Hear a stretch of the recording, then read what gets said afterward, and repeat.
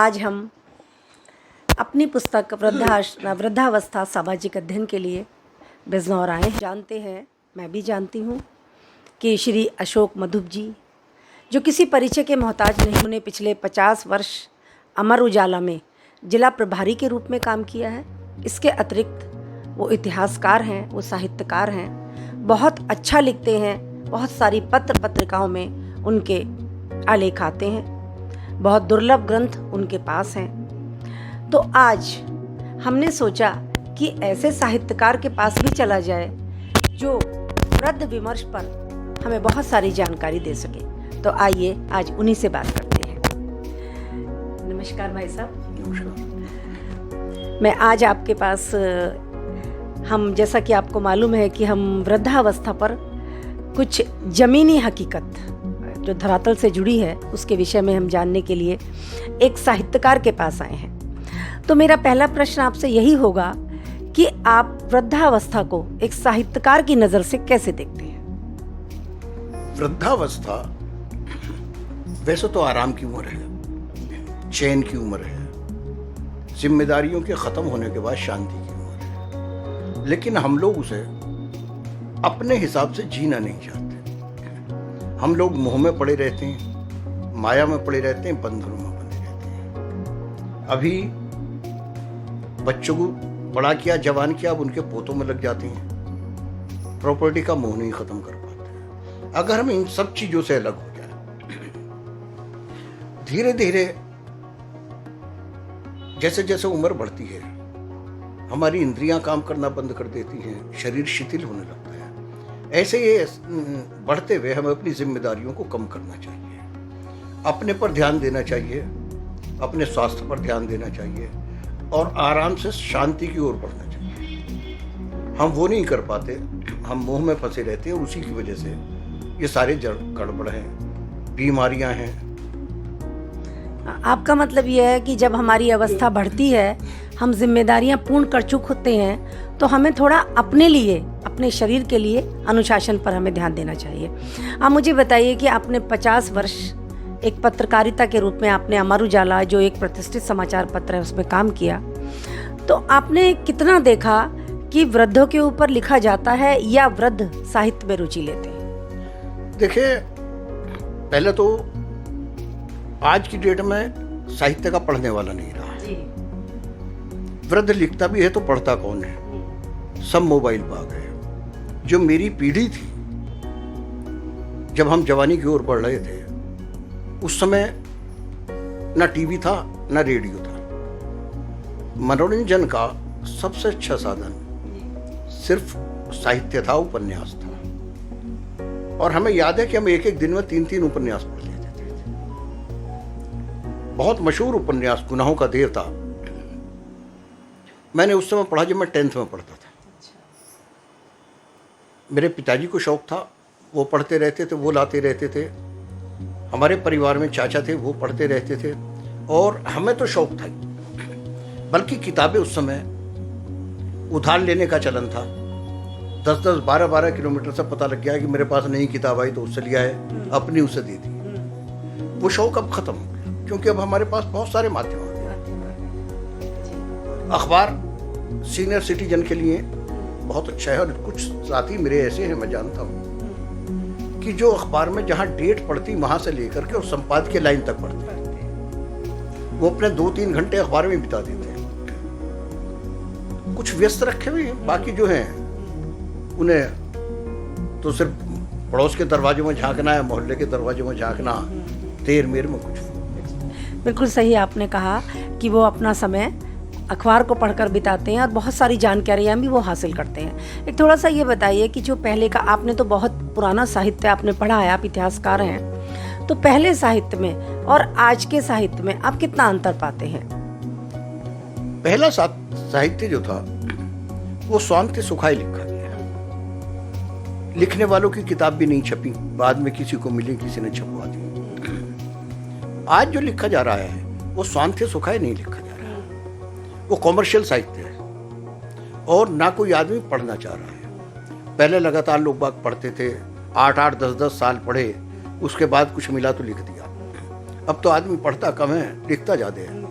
आज तो जो रिसर्च वर्क है जिन्हें हम कहते हैं वो भी नेट से उठा करके कॉपी पेस्ट से हो रहा है, इधर कटा इधर कर दिया, इधर कटा इधर कर दिया। अच्छा, इसी में आप ये बताइए कि वृद्ध विमर्श पर कितना लिखा जाता था पहले? आपने कितना देखा कि साहित्यकार इस विमर्श को कितना जरूरी समझते थे लिखना, या आज अधिक समझते हैं इसको लिखना? देखिए, कोई नहीं लिखता था, है तो है क्या, हमारे संस्कृति के हिसाब से, भारतीय संस्कृति के हिसाब से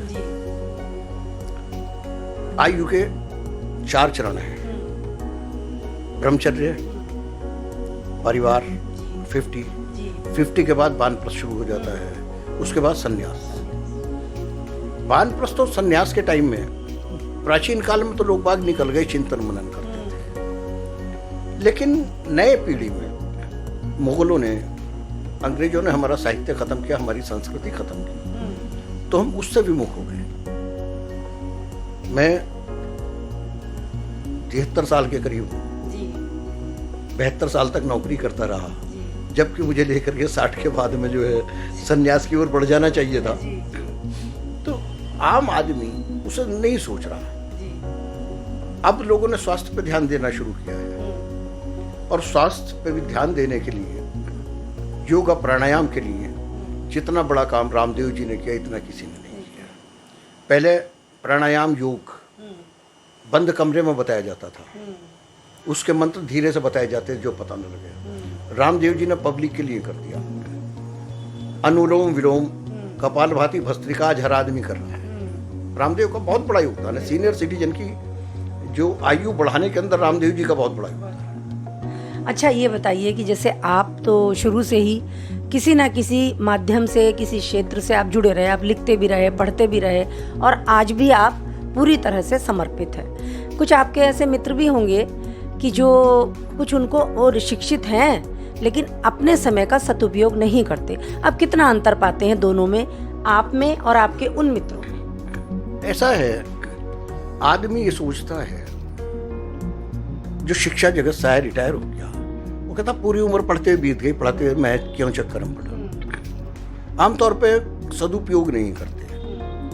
जो रिटायरमेंट पर्सन्स हैं वो टीवी देखने में लग गए, उसमें जो सीरियल आते हैं उसे देखते हैं, उसमें जो देखना समझना चाहिए वो नहीं देखते। इतिहास के बारे में बहुत सारे, डिस्कवरी बहुत अच्छा काम कर रहा है, कई चैनल बहुत अच्छा काम कर रहे हैं, उनकी देखने में उनकी रुचि नहीं है। जबकि हमें अपना ज्ञान को बढ़ाने के लिए और अपने को बिजी रखने के लिए, सीनियर सिटीजन को ये है कि जितना बिजी रखेंगे उतने तनाव से मुक्त रहेंगे। बिजी रखने के लिए बहुत से लोग सामाजिक कार्यों से जुड़ रहे हैं, बहुत से हैं। आप ही किताब लिखने पर लगी हुई, कितना बड़ा काम कर रही हैं। अगर ये नहीं करती तो घर पे बैठ करके क्या होता है, डिप्रेशन में आते। तो जो लोग लग रहे हैं, कुछ बच्चों को पढ़ाने के लिए कर रहे हैं, कुछ संघ के विभिन्न संगठनों से जुड़े हैं, तो जो व्यस्त रहेगा वो चलेगा। और जिसने समझ लिया कि मैं रिटायर हो गया और मुझे अब क्या करना, तो थक करके रह जाएगा। हाँ, ये तो बिल्कुल सही है कि जब पदमुक्त हो जाते हैं तो अपने को अनुपयोगी मान लेते हैं, और जहाँ हमने ये मान लिया वहाँ वृद्धावस्था ना भी आती हो तो भी वो हमें घेर लेती है। अच्छा, अब थोड़ा सा मैं ये भी जानना चाहूँगी कि जैसे आपका भरा पूरा परिवार है, जितना मुझे पता चला है, आपके बच्चे हैं, बेटे हैं, बहुएँ हैं, नाती पोते हैं, और आप यहाँ बिजनौर में अलग रहते हैं, तो आपको कैसा लगता है जब आप अपने बच्चों के पास रहकर आते हैं और उसके बाद फिर यहाँ कर रहते हैं? उन दोनों में आपको कितना अंतर लगता है एक वृद्धावस्था के नज़रिए से? देखिए, ऐसा है, बच्चे बहुत ध्यान रखते हैं, बहुत प्यार करते हैं। अमेरिका में 3 पोतियाँ हैं, मैं तो दिन भर उनके साथ लगा रहता था। ऊपर कमरा था हमारा, तो उस समय एक पोती थी, वो भाग करके ऊपर आई, बैग डाला स्कूल से आकर के, और ये ढूंढते रहते थे और वो मेरे पास लगी रहती थी। बच्चों में अपनापन, अपनी जवानी याद आती, और बच्चों में आदमी बच्चा बन जाए तो ज़्यादा व्यस्त हो जाता है। जो लोग अपने को दादा समझ करके रखते हैं वो नहीं होते। तो ये है, दिल्ली में दूसरा बच्चा है, वो हमारे साथ पूरा दिन उसके साथ गुजर जाता, दादू जी के लैपटॉप पे भी काम करता, दादू जी की किताब भी पढ़ता और बैठ करके पाठ भी देता। हाँ, तो आपका मतलब ये है कि आप बच्चों के साथ में जैसा आपका व्यवहार होगा, जितना आप उसके साथ समर्पित होंगे, बच्चे भी आपके साथ होंगे। अब थोड़ा सा बस मुझे यह और बताइए कि जैसे आज ये हो रहा है कि हमें वृद्ध विमर्श पर पुस्तक लिखने की आवश्यकता पड़ रही है, जगह जगह हम जा रहे हैं और उनकी स्थिति भी पहले वाली नहीं है। तो ऐसा क्या अचानक बदला पहले में और अब में कि हमें वृद्धों के लिए इतना चिंतन मनन करने की आवश्यकता पड़ी या इतने सारे वृद्धाश्रम को खड़ा करने की आवश्यकता पड़ी? देखिए, हुआ ये है कि हमें प्राकृतिक भोज्य सामग्री मिलनी बंद हो गई। जो मिल रहा है कृत्रिम मिल रहा है, मिलावट मिल रही है। सब्जियां, गेहूं और अन्य चीजों के अंदर यूरिया का इस्तेमाल ज्यादा हो रहा है। उसकी वजह से हमें रोग बढ़ रहे हैं, और जब रोग बढ़ रहे हैं तो हम दवाइयों पर डिपेंड हो गए हैं, हम बीमार जल्दी हो गए हैं, शरीर क्षीण हो रहा है। अब हमारी चिंताएं दूसरी ओर है। हालांकि पिछले कुछ सालों में आदमी की उम्र बढ़ी है। उम्र बढ़ने से उसके सामने यह है कि क्या किया जाए। अगर आदमी अपने को व्यस्त रखने लगे, स्वाध्याय में, पढ़ने में, शांति कुंज वाले इस कालीन के लिए बहुत काम कर रहे हैं, ब्रह्मा कुमारीज वाले बहुत काम कर रहे हैं, तो जीवन बढ़िया जिया जा सकता। लिखने पढ़ने में ही लगे, कोई जरूरी नहीं कि जो आप लिख रहे हो छपे। समाज के लिए लिखिएगा। लेडीज हैं तो आने वाली पीढ़ी को सिखाएं। अब नई जो लड़के लड़कियां हैं, आज के जो इंजीनियर बन करके आ रहे हैं, सो कॉल्ड क्वालिफाइड, वो खाना बनाना नहीं जानते, सिलना नहीं जानते, बुनना नहीं जानते। पहले तो माँ की बुनी हुई स्वेटर और जर्सी फटने तक पहनी जाती थी। अब तो हम पसंद ही नहीं करते, हमें चाहिए बाजार की रेडीमेड। तो ये इतना बड़ा जो एक अंतर आया है, देखिए परिवार पहले भी थे, वृद्ध भी थे, युवा भी थे, इतना बड़ा अंतर किस कारण से आप मानते हैं समाज में आया है? देखिए, परिवार टूटा है। पहले संयुक्त परिवार होता था। शाम को आंगन में चारपाई पड़ जाती थी, सब गप लड़ा रहे हैं, कोई कुछ कर रहा है। चौपाल थी, लोग बाग चौपाल पे इकट्ठे हो जाते थे, औरतें इकट्ठे होकर बत्तियाती थी। अब वो बहुत कम रह गया, चौपाल खत्म हो गई। हम जो परिवार टूटने से व्यक्तिगत हो गया, पति पत्नी, उसके बच्चे। पहले बच्चा पैदा हुआ, कब बड़ा हो गया पता ही नहीं लगता था, माँ बाप को देखने की जरूरत नहीं पड़ती थी, मोहल्ले वाले परिवार वाले लिए रहते थे। अब हम इंडिविजुअल हो गए, हम अपने बच्चों किसी को छूते देते भी परेशान होते हैं। तो जो हमारी व्यक्तिगतता है, प्रॉब्लम उसके साथ हुई है। इसका मतलब वही मतलब है कि हम आजकल एकल परिवार में हैं, तो उसके वजह से जो है ये सारी कुछ जो एक ढांचा चरमराया है वो उसकी वजह से चरमराया है। अच्छा, आप संस्कारों को कितना मानते हैं कि पहले वाले बच्चे और आज के बच्चों में आप बहुत अंतर देखते हैं? तो क्या यही कारण तो नहीं कि पहले संयुक्त परिवार में दादा दादी, ताऊ ताई, चाचा चाची, उनसे बच्चा दिन प्रतिदिन संस्कार सीखता था जो आज नहीं है? देखिए, संस्कार ही नहीं सीखता था प्राचीन काल में। दादा दादी से बहुत सारी चीजें सीखता था, जीवन जीने की कला सीखता था, और रिश्ते निभाने आते थे। दादा दादी, नाना नानी कहानियां सुनाते थे, उनसे प्रेरणा मिलती थी। पंचतंत्र की एक कहानी है कि एक राजा साहब को कोढ़ हुआ, उन्होंने वैद्य को बुलाया। वैद्य ने कहा दवाई बनेगी, 15 दिन लगेंगे और 1000 स्वर्ण मुद्राएं लगेंगी। राजा ने दे दिया, लेकिन राजा के दिमाग में आया कि तेरे से इतना पैसा ले लिया, आम आदमी का कैसा करता होगा। रात को वैद्य जी के घर पर गए, गांव का आदमी बन के ये हो गया। वैद्य ने कहा तुम सामने चला जा, और सामने जो ये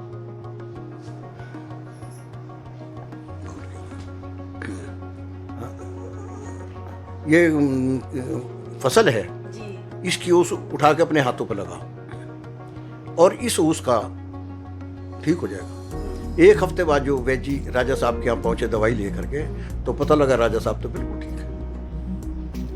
हमें दादा दादी, पेट में दर्द होता था, हम अजवाइन काला नमक दादी दे देती थी। अब तुम सीधा दवाई की दुकान पर भागना है। ना दादी रही ना वो रहे, गले में खराश हो गई, लेकर के चाय, अदरक की चाय, शहद अदरक, यह हमें प्राचीन काल से मिलता है, हमारी रसोई जो पूरा इलाज है। लेकिन जब हम संयुक्त परिवार में ही नहीं तो हम पता क्या लगेगा। सही बात है, हम प्रकृति से दूर हैं, प्रकृति के हम सानिध्य में नहीं हैं, तो इन सबका अंत में बस ये चाहूँगी, आप कुछ ऐसा संदेश दीजिए या कुछ ऐसा बताइए कि आपकी उम्र के लोग के चेहरे की रौनक बता रही है कि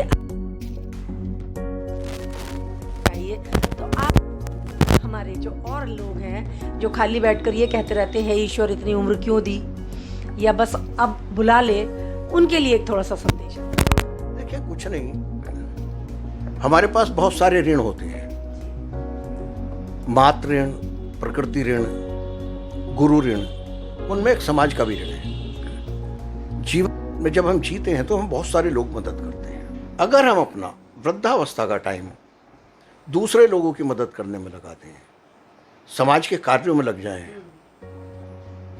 तो बहुत कुछ होगा। मेरे सामने एक साहब रहते हैं, पता लगा कि वो सुबह को उठ करके पूरे मोहल्ले के सड़क की नाली साफ कर लेते हैं, दूर तक झाड़ू लगा के आते हैं। उनके बच्चे जब कि नाराज होते हैं, लेकिन है क्या, वो व्यस्त हैं, आज भी हमसे ज़्यादा स्वस्थ हैं। तो आप अपने को व्यस्त रखिएगा। पहले क्या होता था कि आदमी समाज सेवा करता था, श्रमदान होते थे, गांव के लोग श्रमदान करते थे। अब हम सरकार पर डिपेंड हो गए। पहले रईस लोग स्कूल खोलते थे, धर्मशालाएं खोलते थे, कुएं बनवाते थे, प्याऊ लगवाते थे। अब हम सब सरकार पे क्यों जा रहे हैं? हमें अपने भरोसे रहना चाहिए। क्या हम मदद नहीं कर सकते किसी की? क्या किसी गरीब बच्चे को हम खाना नहीं दे सकते? और बल्कि लोग कर नहीं रहे। यूएस में जगह जगह बॉक्स लगे हुए हैं, unused clothes drop here. Noida में भी है। हाँ, लोग बाग उनमें जूते कपड़े डाल देते हैं, वो लोगों की मदद के लिए चले जाते हैं। एक्स्ट्रा बुक्स ड्रॉप हेयर, जो आपकी किताबें हैं उसमें डाल दीजिए, वो चली जाएगी। हम ये काम कम करते जा रहे हैं। हम तो पुराने कपड़ों से बर्तन लेना अच्छा समझ रहे हैं, पुराने कपड़ों को ही जोड़े रखते हैं। कब तक इसे संजो के रखोगे? बांटो, कहाँ तक है? और समाज का ऋण है, समाज ने आपको दिया तो समाज को दो। आज आपने हमें इतनी तथ्यपूर्ण बातें बताई, और क्योंकि आप विदेश में भी रहे हैं तो आपने वहाँ का भी बताया, और उसका एक बस सार यही है, अवस्था कोई भी हो, अब व्यस्त रहें और मस्त रहें, जवान बने रहें और जवान बने रहें। तो बहुत बहुत आपका आभार कि आपने आज हमें इतना सारा अपना अमूल्य समय दिया।